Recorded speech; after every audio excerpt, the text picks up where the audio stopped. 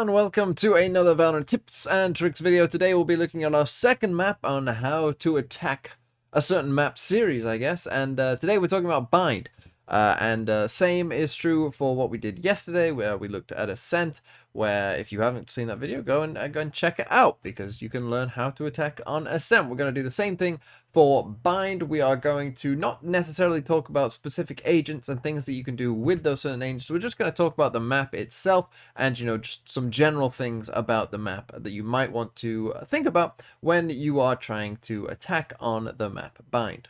Now, one thing that I didn't do for the last map, but I kind of thought it would be a good idea just to, make you aware of it, is what sort of the meta is on a certain map, or at least what the pick rate of agents was on the Valorant Champions Tournament. Obviously, the tournament where sort of the best pro teams are playing, so, they probably have the best idea of what should be meta on a certain map, and this was the most common lineup, which is Skye, Astra, Viper, Jet, and Sova. Now, sometimes a Jet was replaced for a Raze, sometimes an Astra was replaced for a Brimstone, but pretty much, this was a fairly common, fairly standard lineup for most teams. And why was that the case, and what are some interesting things about this lineup? One thing you might notice straight away is that there are no Sentinels in this composite team, and so that might influence us and our thinking about what is actually going on about this map. And I will say that unlike Ascent, which is actually defenders sided, at least at the high pro tiers,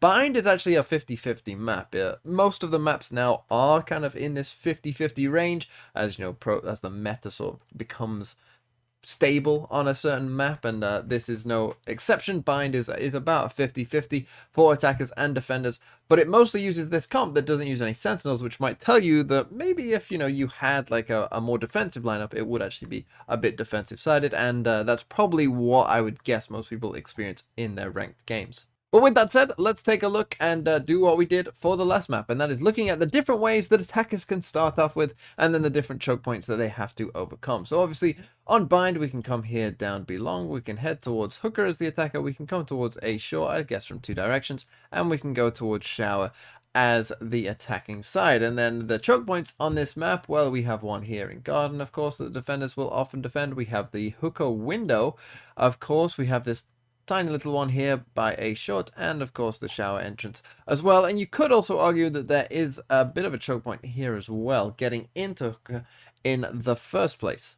And so one thing you might quickly notice about this map, and keep this in mind that the pro teams are playing with no sentinels on this map, is that all of these choke points are extremely difficult to get past. And this is why on Bind, it is seen as a bit of a throw if you don't have double controllers. And you will always see pro teams run dual controllers, i.e., multiple smoking characters on this map of Bind. And the reason that they do that is because it is very easy to stop an initial push on Bind. When we look at all of these choke points, they are incredibly narrow. Let's start at A over here. We'll start with Shower. We have a very narrow choke point here on Shower, and also the surrounding area is a very confined space that, once you're about to go out, and if the defenders know you're there, you're in a very confined space. They can send some utility there. You ain't pushing through anytime soon. The same is true of A Short. You're in this very narrow choke point that you have to escape from, and again, you're in a pretty confined area. So again, same thing. There's no big area to escape off to. You have to fall back pretty quickly as soon as a bit of defender's utility comes in there. The same is true for Hooker, of course, on this initial one.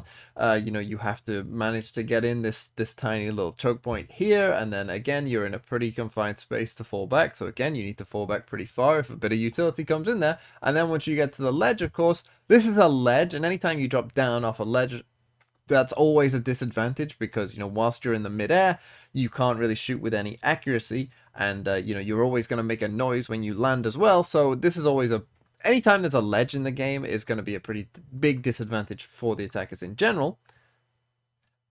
And then we come to Garden, which again, you have a pretty small choke point, and again, a pretty confined area. You do at least have a sort of easy escape route, I would say, on this one. But again, it's the same sort of thing, small choke point, small area. And so that can make attacking on this map very, very difficult indeed. And of course, on this map as well, we need to talk about the main thing on this map. There is no mid, really. There's basically just, you can push B site, you can push A site. There isn't really this mid where you can explore both options once you've taken control of a certain area of the map. Obviously, the teleporters instead are kind of in there to make this different, and it does make Bind feel like a very sort of unique map because of that. But again, that will only help defenders because it means that, unlike on Ascent, as we saw last time, there is no place for you to really go to cut off defenders' rotations. You know, the defenders pretty much always, in most situations, unless something has gone pretty terribly wrong, will be always able to rotate pretty freely through the back of their spawn, because there is no easy way of, you know, just cutting through the middle of the map and, you know, managing to kill them. You'd probably have to, you know, manage to flank all the way around and probably get to here before, you know, you can really reliably cut off their rotations, and that's just not going to happen in most games. And so that makes attacking on Bind, in my mind, actually pretty simple, pretty standard, to be honest, because I can tell you right now, if you are aiming to just like 5-stack, push up a site and not stop, it's probably not going to go well for you. Now, of course, sometimes it will work. Sometimes it will work. You know, if you just hit your shots and your opponent doesn't hit their shots, yes, it will work. But I would say most of the time, particularly the higher up the ranks you go, if you just decide, let's just brute force our way, you know, up onto one site and just, you know, no regard for whatever is going on, it's probably not going to go well for you because you have these small choke points with confined areas, and just a tiny bit of utility usage is going to slow you down. And that is why pro teams don't feel the need to have a sentinel on this map, because it's pretty easy, even for, you know, controller characters or even dual, you know, even Rays can do this as well, to stop a push with just a bit of utility. You know, just one bit of utility can stop a push very quickly, and then it becomes, what do you do? Because now all of a sudden you know, the idea of a push, of course, is to get there as quickly as possible, fight a 5v2, a 5v3, but if a tiny one bit of utility can slow that down very quickly, that's not going to be a great strategy on this map. And so instead, what you'll often see pro teams do is go very default heavy. Now, of course, pro teams will default a lot anyway, but I think particularly on the map Bind, they kind of have to, because what you have to do as the attackers on this map is bait out that utility from the defenders. So, you know, they will send one player up here, they'll send a player towards hooker, they might send 2 players towards short, they might send someone towards shower, with the idea that you need to bait out the defender's utility first and then make your coordinated push, because you need to sort of make sure that they've used all their utility and can't, you know, use it anymore, and then go for your push. And that explains the dual controllers as well, is to, you know, oh, we might go, we're smoking the site, let's go, and then the defenders use their utility, and then, you know, the second controller can come in and do the same thing when you actually want to go for that push. It's just making sure that you always have options to smoke off sites and do a re-hit on a site, because it's probably pretty likely what's going to happen is you're going to go up and you're going to probably have to come back. So that would be my advice on this map, is to take it slow, try and bait out as much utility from the defenders as possible. You know, see if you can take some map control. Sometimes you'll get hooker control for free, for instance.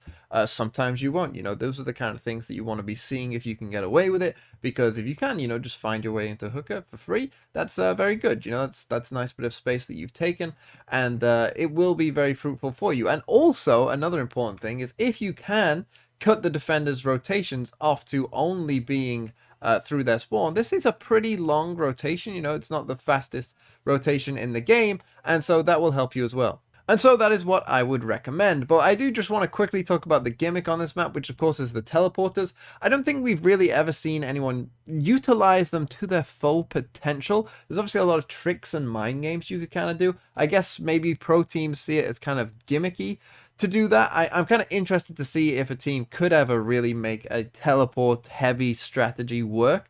I would be kind of interested by that, and maybe that will come to fruition, you know, if Yoru ever becomes meta with his rework and whatnot. Maybe we will see more of that in the future, but for now, I don't think it's something that I've seen teams play around with too much, and so it's probably not, you know, too important to think about the teleporters too much on this map, but it definitely can create some interesting strategies. Okay, and now let's move on to the 2 sites. Let's say, you know, you've taken the site. Let's say you've had a successful round in attacking, and you're now in a post-plant location. And of course, let's start with A site, and there are 2 default plants on A. There's, of course, the one here by the sort of bigger box, and then there's this one here by the triple box.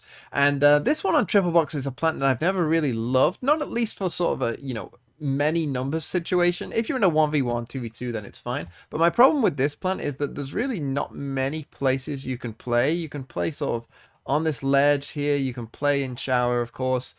But if you go anywhere else, you know, if you come around to this box, if you come and sit in here, if you obviously go back to short, the problem you're going to have is that you need to then, you know, quickly kind of run out and try and see the diffuser as quickly as you can, or you're basically praying that you can hit them through the box, which sometimes you will, but sometimes you probably won't as well, and you'll lose the round because of that. So I've never loved this plant because there just isn't many options for, you know, a post plant location that I think is safe and is, you know, a bit unpredictable as well. But the other default plant, you know, does give you some options, you know, those same angles that I just highlighted. This one here, this here, you know, this here and this here aren't too far away to where you can quickly take a peek, take a swing, and you should be able to kill any diffusers. There will be no mind games on this plant here, and so you should be pretty safe in doing that.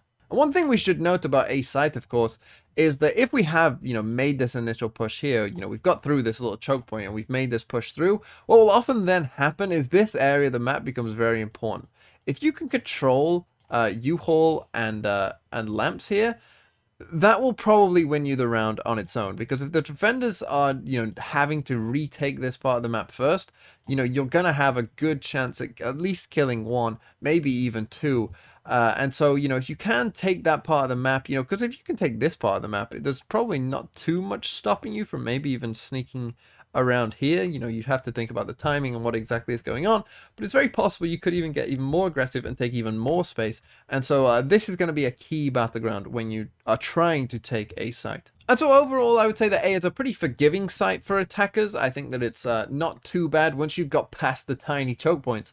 That, you know, you can, once you've got the site, it isn't the hardest to hold. Lamps is always going to be pretty important to doing that, but if you can, you know, keep some amount of hold of lamps, then you should be okay, because there's multiple good positions to play from, and you can get multiple line of sights on the default plan.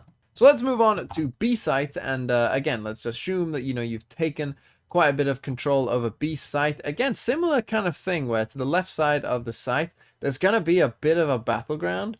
In this area here, defenders will normally, you know, still have pretty decent control of this in most rounds, not always, but in most rounds they will.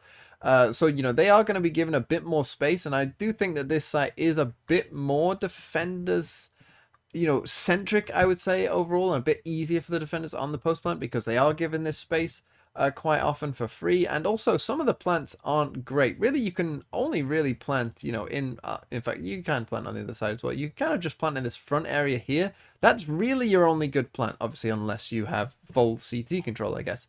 But inside the tunnel is always a terrible plant, and I think should be avoided as much as you can. Planting inside of this is always bad, because no matter where you play, you're gonna probably have to end up sprinting across and letting the diffuser know that you are there, and it's, you know, basically you're put in a disadvantaged situation, I think, because you're the one that has to make the move and try and get that kill. So you can only plant here, but luckily we do have quite a few, you know, pretty safe areas to retreat back to that aren't too hard at peeking the spike. Obviously, coming back into hooker will be pretty safe and just, you know, peeking around. And because you're at this vertical angle with some cover as well, that's going to be very good for you. Same here for garden. You can very easily hop in and out of there and see the spike. So if you can plant in this spot and, you know, you've got the plant down in that spot, I would say that then you have a pretty decent chance. But I will say that, you know, retaking for the defenders can be made, you know, pretty easily. And this is really going to be a contested area here. And if, you know, that it's a controller, then you might be a bit more difficult, because obviously if they put a smoke here and they put a smoke here, then that might be a bit more tricky for you. But overall, I would say that, you know, playing post plant on bind, I think, is not too difficult. And I think it's why we see, you know, agents like Viper come in a lot for, you know, post plant scenarios, and why Brimstone even gets picked on this map as well, because you combine Sova, Viper, Brimstone, which is what Ascend, you know, often played. Well, then you're just going to have such a good post-plant, you know, scenario that you're probably going to win most of them. So it's just at that point about taking the site. And so Bind really is a map that I think is pretty solved for the most part. I do think there's potential with the teleporters and seeing what goes on there.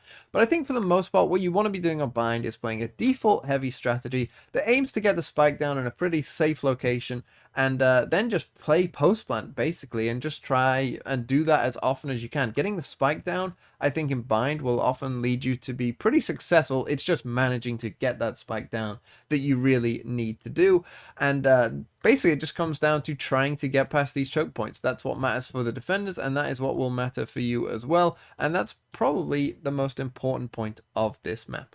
So I hope you found that useful, and tomorrow we'll be doing the same thing. I think Breeze will be the next map we look at attacking on.